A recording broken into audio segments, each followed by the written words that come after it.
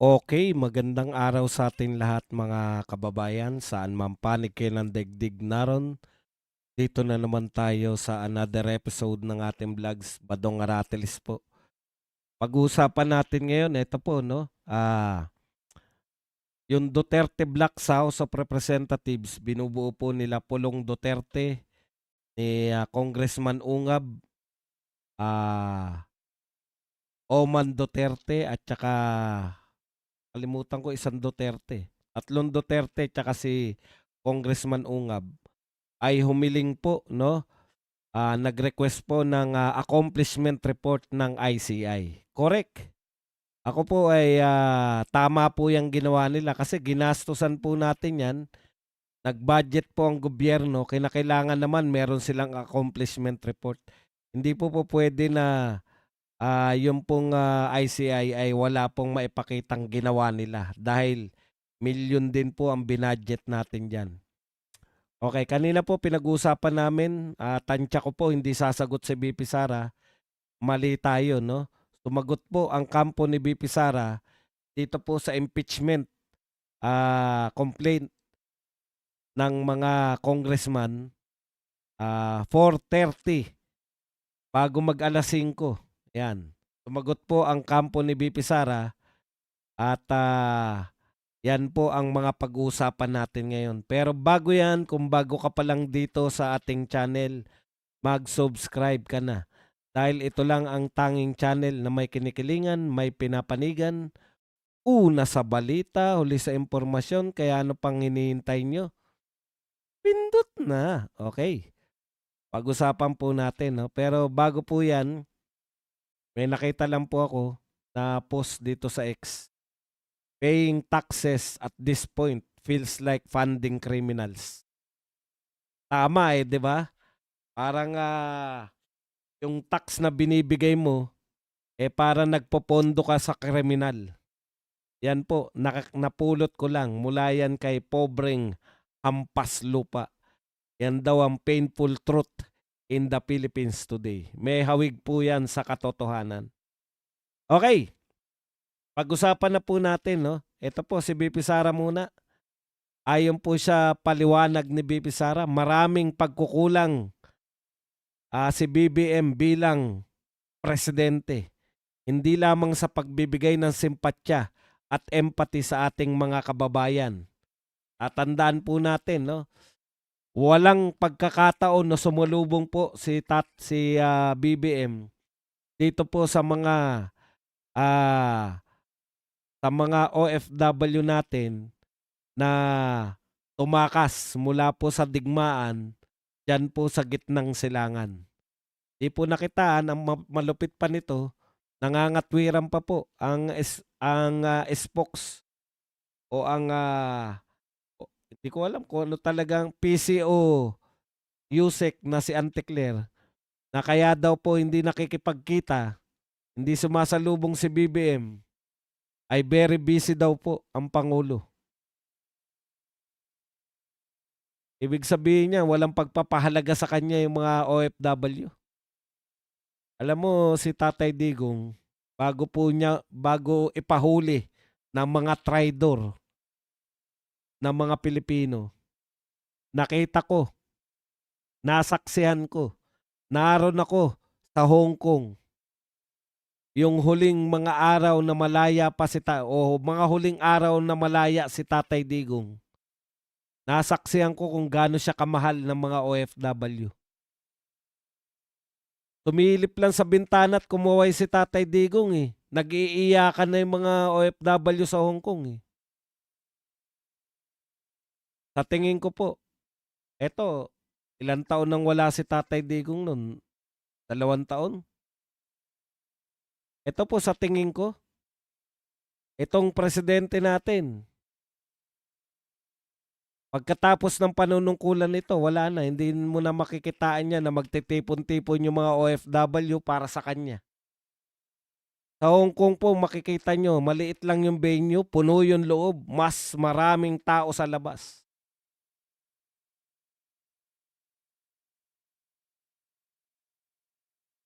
Walang empathy, walang sympathy. Pero dugtong pa natin yung sinabi ni BP Sara. More than that ay yung problema at iskandalo sa paggamit ng pera ng taong bayan. 'Di ba? Ito po ang issue. At ang lalakas po, sa totoo lang po. Siya na nagbunyag kunwari. Binunyag niya daw di umano. Yung kaya lusot daw siya eh. Ako nga nagbunyag niyan eh. Paano nga mo nga naman sisisihin? Halatang halata naman po, Mr. President. Yung sinabi niyo po, lahat kayo sa gobyerno na noong Disyembre maraming makukulong, wala ni isang nakulong na malalaking tao. Kalimutan na lang. Lahat ng investigasyon, palabas lang pala lahat. Tapos na yung ICI. Ni wala tayong narinig na napakulong na malaking tao.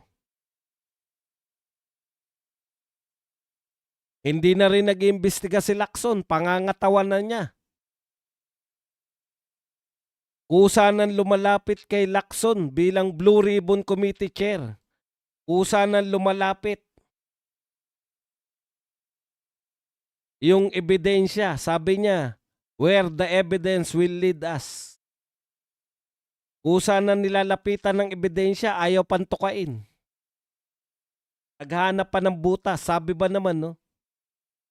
Isasalang lang namin yung 18 ex-Marines kung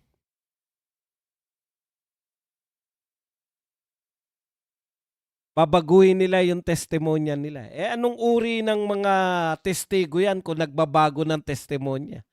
Di mo ba naisip yun, Senator Lacson? Halimbawa, pinatulan ka, nagbago ng testimonya. Kami mismo, tututol na dyan sa grupo na yan. Paano kami maniniwala sa inyo? Pabago-bago kayo ng testimonya.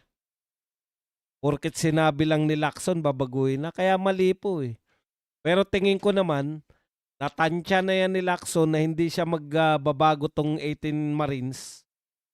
Kaya, palusot niya lang yan para hindi mag-imbestiga. Pero ito po ang hamon namin sa iyo, Senator Lacson eh. Kahit po paulit-ulit na ako rito. Sige, may katwiran ka sa 18 Marines. Ano naman katwiran mo kay Kay Yusek Bersamin? Bakit ayaw mo siyang imbitahin? Ano naman katwiran mo kay Jojo Cadiz? Bakit ayaw mo siyang imbitahin? Ano naman ang katwiran mo dun sa mga iba pang maliban sa mga taga Bulacan at sa Diskaya? Ano naman ang katwiran mo sa iba pang mga kontraktor? Bakit ayaw mo silang imbitahin? Wala naman silang affidavit. Iimbitahin mo sila. Yan yung sinasabi ko.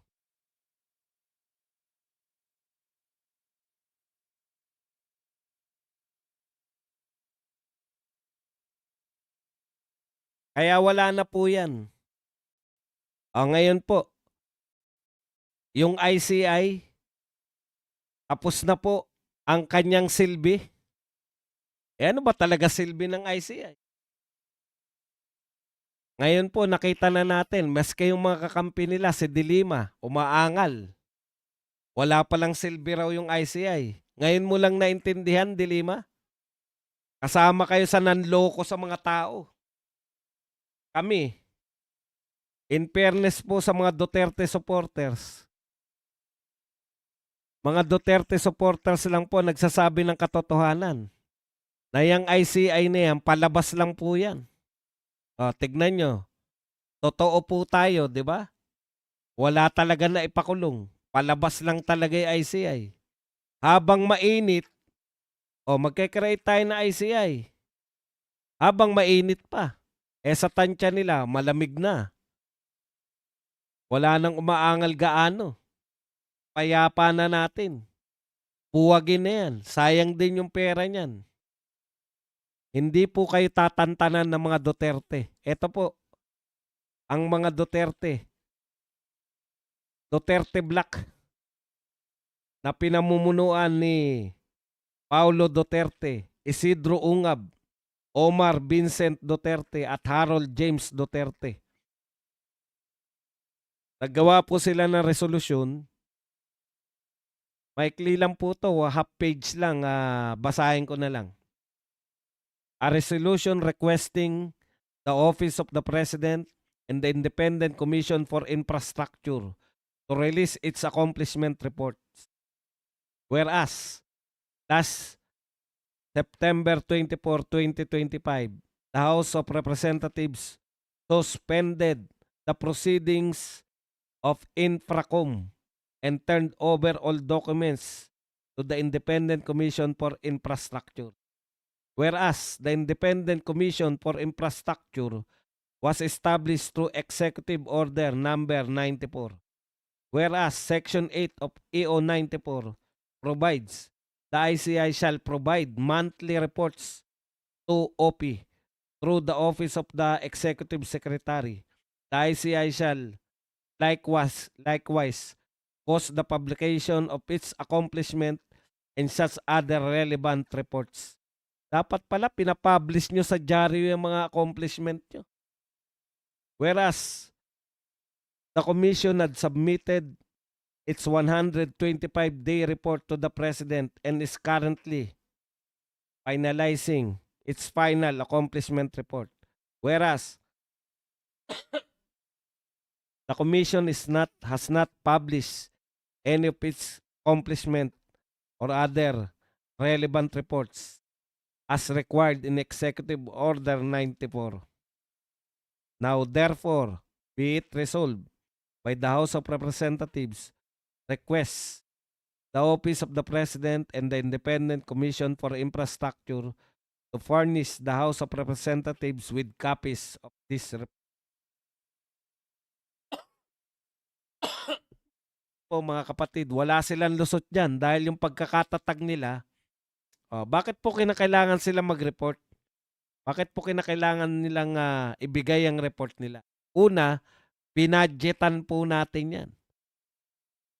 Sa ilang buwan nilang pagtatrabaho, September 2025, September, October, November, December, January, February. Halos pagdating ng January, February, wala na silang ginagawa, di ba? Nag-resign na lahat. So, 2025 na lang. 3 buwan. 41 million po ang binadget dyan sa mga tao na yan. Mag-axelan tayo ng 41 million. Wala naman tayong nahita. May napakulong ba? Natukoy ba man lang nila yung mastermind? Kaya, mga kapatid, ano lang po talaga yan? Palabas lang talaga. Sarsuela lang po yan. Pero kinakailangan po nila mag-report. Hindi po nila pwede sabihin na wala silang natuklasan. Dahil kung wala silang natuklasan, solely nila budget nila. Ano yan? Kahit na ano, wala sila.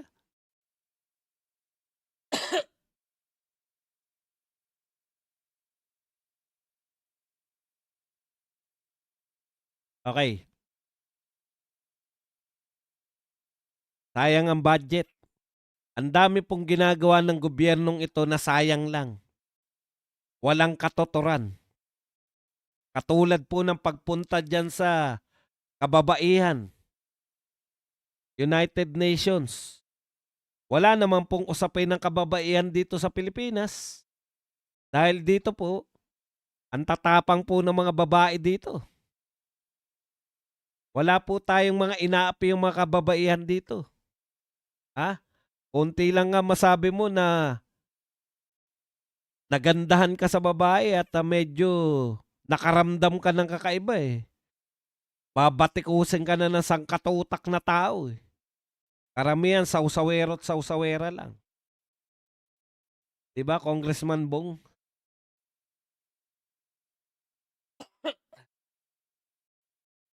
Yan po, malinaw na pag-aksaya. Ano pa po malinaw na pag-aksaya ng budget at saka ng panahon ng presidente? Nangangampanya na maging member ng Security Council.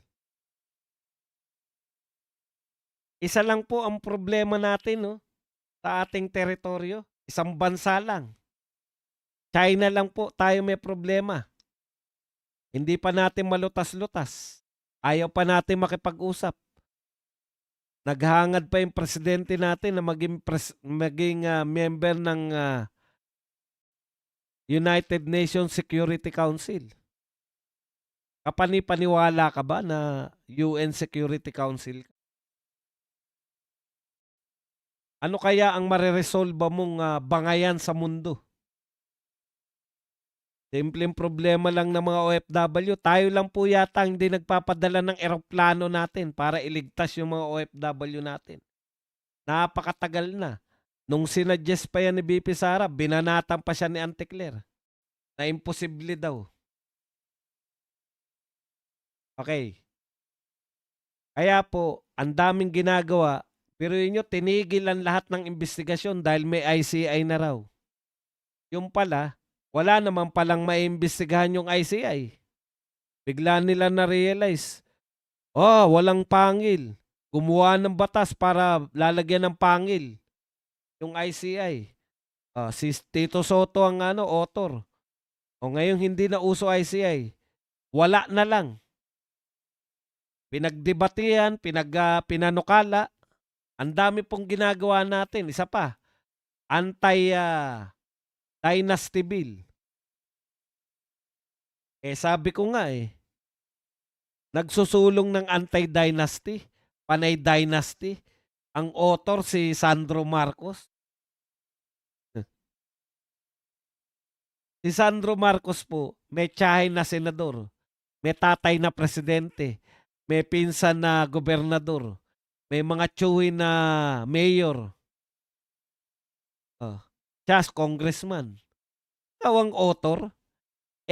Dynasty nga kayo. Kaya talagang lang inuugag lang tayo ng pamilya na to Sila author, sila ni D. Si D, ang daming kamag-anak ng mga politiko. Tapos kayong mag-author ng anti-dynasty bill. Kasi nga gusto nila malihis, anti-dynasty bill kasi mga dynasty ang mga magnanakaw Utot nyo.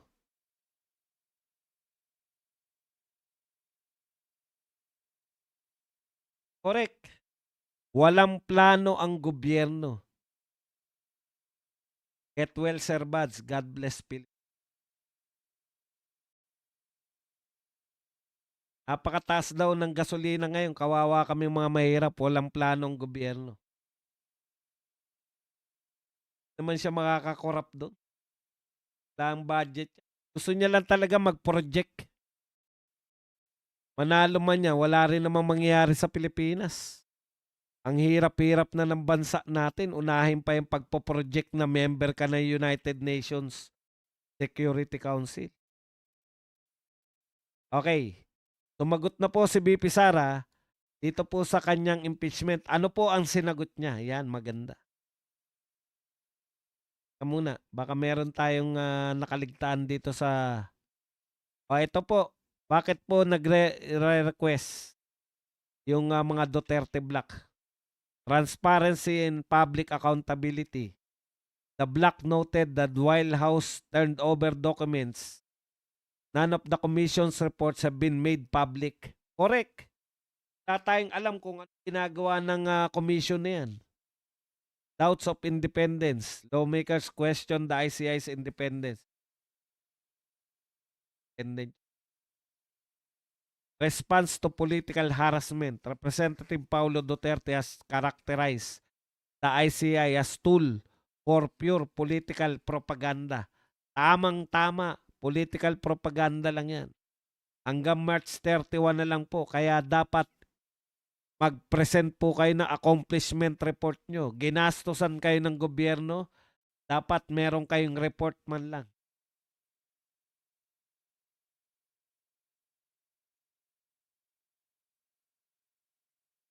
Okay. Punta na po tayo rito sa mga answer ni BP Sara. Okay. Una, marami pong punto si BP Sara. Hagipinan lang natin lahat. Yung violation of due process and double standard. Ayon po sa kampo ni BP Sara, yung sagot nila, pinagkumpara, no? Yung pong impeachment ni Marcos Jr. na binasura dahil lack of substance.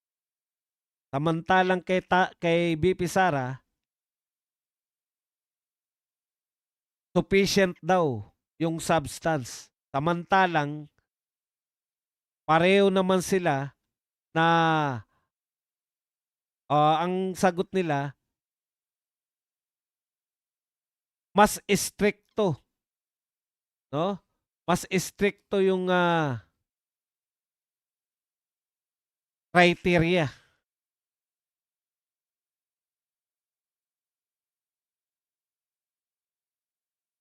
Mas stricto yung criteria nila kay BBM, kaya na-dismiss. Samantalang kay BP Sara, basta may kwento, with substance na. Okay. So, hindi po pantay yung treatment nila sa impeachment. Ikalawa, ay una nga pala muna, no? Meron sinasabi sila rito, eto po, Vice President Sara Duterte formally submitted a consolidated answer ad cautelam. Ano po ang ibig sabihin ng answer ad cautelam? Ito po. Tinanong po natin yan eh. In legal terms, an answer ad cautelam is response filed out of caution. Yan po yung literal Latin meaning. Out of caution, ad cautelam. It is used when a defendant wants to answer the allegations in a case without giving up their right to challenge the court's authority or the validity of the process. Okay. Sa madaling salita, sumagot si BP Sara kasi ayaw nilang ma-technical. Pero, actually, kino-question niya mismo yung paraan nila ng pagsasampa ng reklamo o pagsasampa nila ng impeachment. Yung hindi patas. Diba? Marami silang kino-question. Walang due process. Okay. Hindi pareho yung standard. Kay BBM, ang daming hinanap, kaya lack of substance. Kay BP Sara, kahit po walang malinaw, wala pong malinaw na ebidensya, pinasa po nila with substance. Saka na lang po hahanap. Okay. So yung answer with ad cautelam, sumagot po sila kasi ayaw nilang ma-technical na hindi sila. Pero, nire-reserve pa rin nila yung pag-question dito po sa jurisdiction ng Justice Committee. Ano-ano ba yung kino-question nila? Yan, magandang katanungan mo ba dong? Sagutin mo rin ba dong? Kung ano-ano ang kanilang kino-question. Okay. Ito po ang mga key points ng kanyang response. Procedural defense. Dahil siya po, yung legal team niya preserves rights to challenge the jurisdiction of the House or the validity of the proceedings while still responding to the allegation. So, kina-question pa rin ni BP Sara kung na hindi valid yung proceedings na ginagawa ng House of Representatives. Bakit po? Ayan, mamaya. Ipapaliwanag natin kung bakit nila kina-question na hindi valid. Pero sumasagot pa rin sila para ginagalang rin nila yung House of Representatives. Kala ko babastusin na ni BP Sara eh. Kalawa, denial of allegations. Duterte has consistently denied the charges, which include the alleged misuse of confidential fund, unexplained wealth, and betrayal of public funds. So, dinidinayan ni BP Sara. Iisa-isahin po natin yan. Ano yung binintang? Paano sinagot ni BP Sara? Critic of the process. She recently criticized House member for abusing their authority and described the issuance of subpoenas for her records as fishing expedition for evidence that complainants allegedly lack. Ito po yung sinasabi ni BP Sara, no? Bakit kayo sinabi ninyo na with substance yung complaint, wala naman kayong ebidensya. Katunayan, inaabuso nyo yung authority nyo, wala kayong ebidensya ngayon, pero dahil kayo yung mga congressman at kunwari kayo ay nagko-conduct ng hearing, pero fishing expedition lang. Wala kayong ebidensya na nagsasabi na si BP Sara ay nagpayaman. Meron siyang unexplained wealth. Hinahamon nga kayo ni BP Sara, di ba? Asan sa salin ko an unexplained wealth. O ngayon, labas na yung salin niya. Sabi ni BP Sara, yung salin niya ay matapat niyang ginawa. Fishing expedition lang tong ginagawa ng Justice Committee kasi katunayan, sinabpina ninyo yung kanyang bank record. Bakit nyo sinabpina? Meron ba kayong aligasyon na nagdeposito si BP Sara na nakaw na yaman na ganitong halaga? Galing saan? Wala. Fishing expedition lang talaga. Okay. At isa pang sinabi ni BP Sara, misplaced priority. Ito pong hearing na to kasi ang dami pong dapat iniimbestigahan. Halimbawa po, ang dami pong issue ngayon. Prioritize nyo pa yung impeachment kaysa sa pagtulong sa mga OFW natin.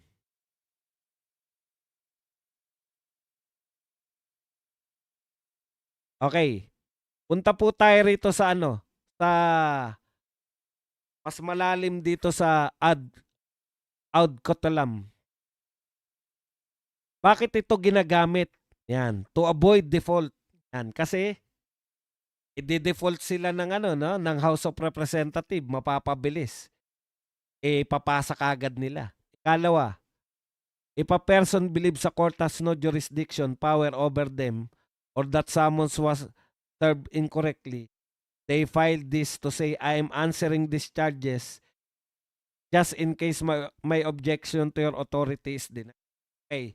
So, kino-question yung authority ng Committee on Justice, pero at the same time, pag wala kang pinasa na ad cotelum, mate-technical ka. Pag nagpasya yung korte, laban sa'yo. Yun. Safety net without ad cotelum tag, filing as standard answer could be seen as voluntary submission. Okay, kasi hindi kinikilala ni BP Sara, di ba? Pag sinabi niya, eto yung sagot ko, kinikilala mo na yung Justice Committee. Kasi sumagot ka eh. Hinihingan ka ng sagot eh. Pero nung sumagot ka, ang sabi mo, you are answering ad cotelum, sasagot ako para hindi ako ma-technical, pero kino-question ko pa rin yung ginagawa ng committee na ito. Iwas na magaling talaga eh. Magaling yung mga ni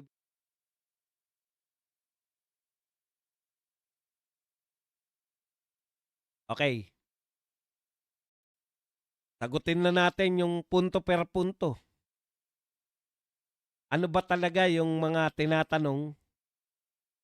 Ano ba talaga yung nareklamo?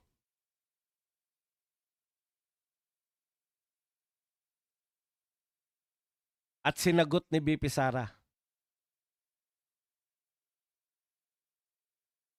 Ito po, the impeachment complaints against Vice President Sara Duterte as discussed in House Committee on Justice as of March 16, 2026. Ito po ang mga binintang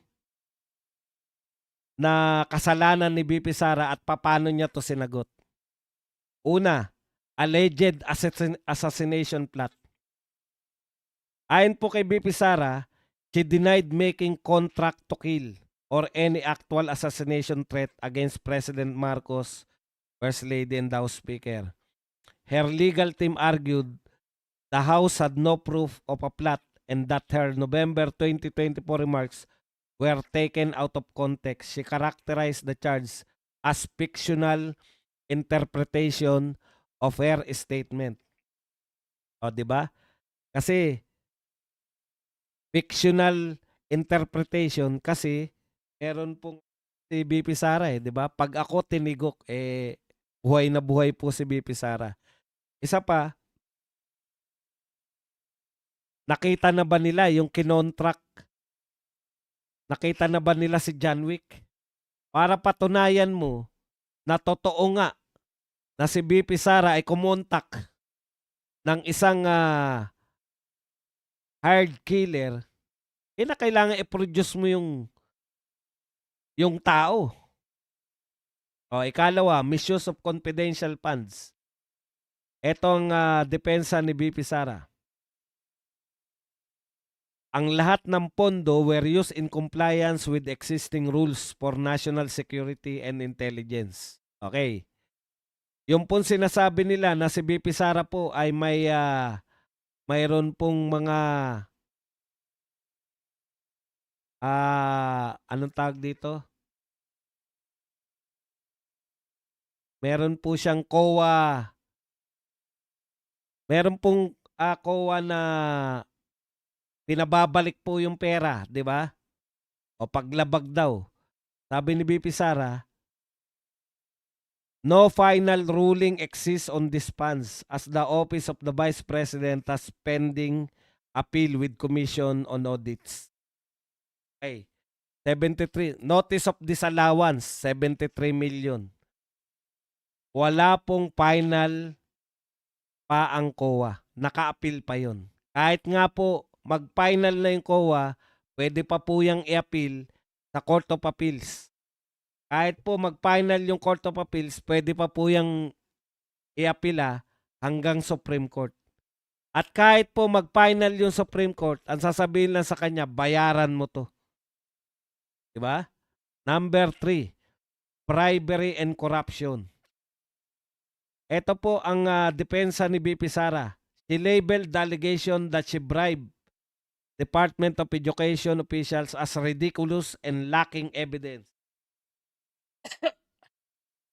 Argument. Her camp argued that the complaints failed to prove any monetary gifts came directly from her or were used for illegal purpose. Oh. Wala naman silang napatunayan na bribe sila. Kinakailangan pala sa bribery, kaya mo siya binigyan ng pera, may pinagagawa ka sa kanya. Hindi naman nila, wala namang ebidensya nagsasabi ng ganon. Kalawa, alagay na natin, Department of Education yan eh. Hindi siya pwedeng litisin sa impeachment court under ng Department of Education. Dapat bilang Vice President. Sa akin na lang yun. Kasi wala dito eh. Okay, number 4. Unexplained wealth. Duterte challenged her accusers to prove the existence of ill-gotten wealth. Correct. Basta lang kayo nag-akusa, totoo na. Dapat meron kayong pruweba. Kayo magpo-produce ng pruweba. Okay, argumento niya, she dismissed the claims as based on hearsay and gospel truths. Version of old expose asserting that her statement, asset liabilities, and filings are accurate. Tapos, EJK. He dismissed the accusation as being based on uncorroborated and questionable testimony from former police officers. Ito na yung kalalas kanyas.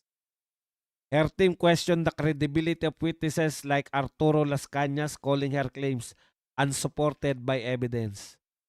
Okay, number 6, destabilization and insurrection. Alam niyo po, ito po si BP Sara, hindi po mahilig manawagan ng rally yan eh.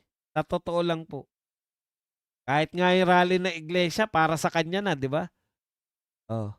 Hindi po talaga siya nananawagan ng rally. Parang tayo, mahilig tayo mag-rally, pero yung si Sara Duterte, hindi talaga eh. Wala po siyang inorganize na rally. At saka isa pa po, maski po nagrarally kayo. Ito po, mga Supreme Court ano na to. Kahit na ano pa nirarally nyo, freedom of ano pa rin yan. Pera na lang kung may nananawagan na sa rally nyo, may nagbibigay na ng armas. Pero hanggat salita lang, freedom of speech pa rin yan. Kaya wala po talaga. Yan, nasagot na po ni BP Sara punto per punto. Ang problema ninyo, naghanap lang kayo ng ebidensya. Ito po, napakahusay po ng pagkakasagot, pati po sirkumstansya. Ang galing ng pagkakasagot ni BP Sara. Lahat-lahat nasagot na po. Ewan ko na lang kung meron pa silang masasabi dyan. Kaya lahat po, sinagot niya mula po ron sa mga aligasyon ng paulit-ulit, confidential fund. Wala po sila. Nasa proper. COA lang po magsabi kung may mali na ginawa si BP Sara. Yung appealable po, yung naka-appeal, magandang halimbawa niyan si Franz Castro. Nakatakbo pa nga ang senador eh. Napaglingkuran niya, natapos niya yung kanyang termino bilang congressman. Nakatakbo pa ng senador. Ano na yan ha? Ang tawag dyan kay ano? Convicted na si Franz Castro. Pero dahil naka-appeal pa siya, normal pa ang pamumuhay. Dito po, hindi pa nakakalabas sa COA. Tsaka yun na lang po yun eh. Yung iba po, okay na eh. Ang taas nga ng grade ni Sara Duterte sa mga ano na COA, unqualified observation.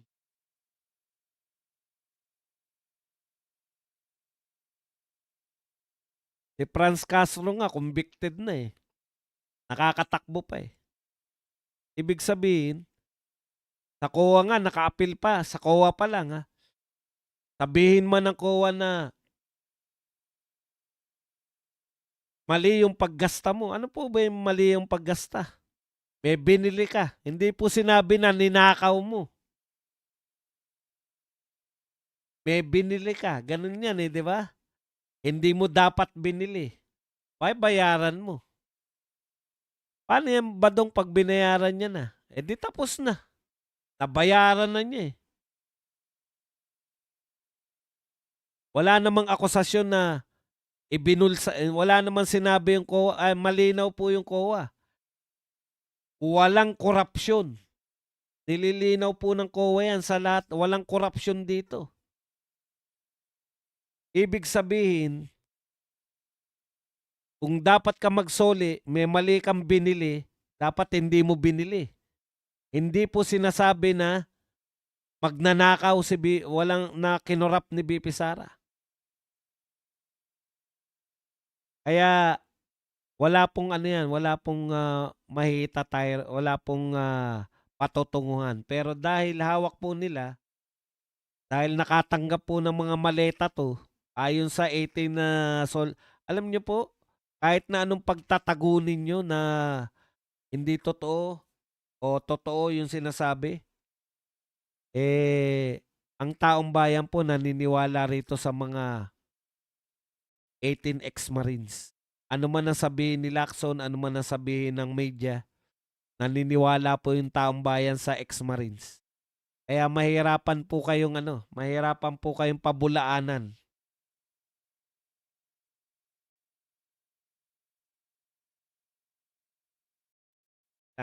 Tingin pa tayo.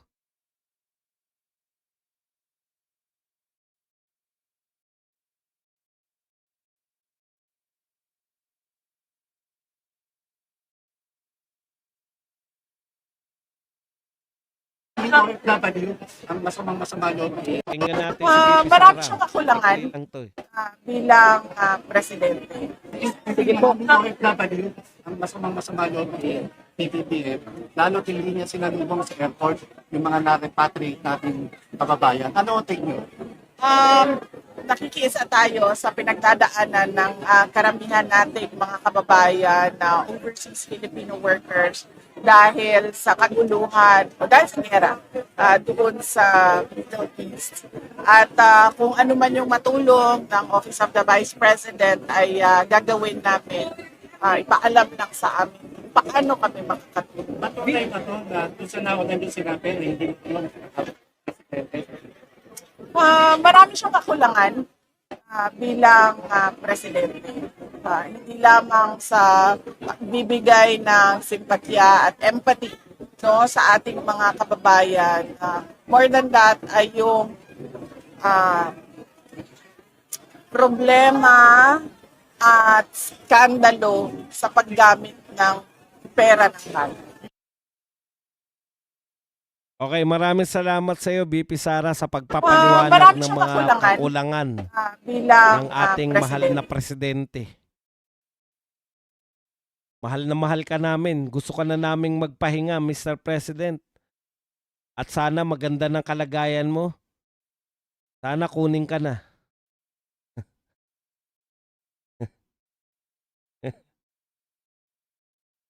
Mga kapatid, teka lang, titignan lang natin, baka may nakalimutan pa tayo. Ito po, meron lang tayong ano rito, no? Oh. Ito po, nagmarch at nagsagawa ng rally ang mga miyembro ng Boracay Ati Tribal Organization sa labas ng tanggapan ng Department of Agrarian Reform sa Kalibo, Aklan upang ipanawagan ang pagbabalik ng lupang dati umanong ipinagkaloob sa kanila, ngunit kalaunan ay nabawi. Ito po ang pahayag nila. Duterte, namigay ng lupa sa mga ati. BBM, binawi ang lupa. Opo, ito nasaksihan po natin to, no? Binigyan sila ni Tatay Digong noon sa Boracay. Sabi, kasi tandang-tanda ko to. Sabi ko, ang swerte naman ng mga to. Ha? Ang swerte naman ng mga to at ano?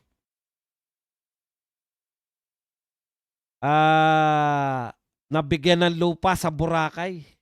Sila po pala yung mga ano ron eh. Una pa sila ron eh. Ngayon po, binawi po yan ng panahon ni BBM kaya nagpo-protesta po sila ngayon. Sana maibalik po sa kanila. Mga kapatid, medyo mahirap pa akong ano, no? Hindi pa tuloy-tuloy ang ating pananalita. Medyo pagpasensyahan nyo na. Medyo mihingal pa ako. Kaya hanggang dyan lang muna. At ngayon naman panahon na para tayo magtanong, magbigay ng reaksyon at higit sa lahat pwede po kayo magpakape.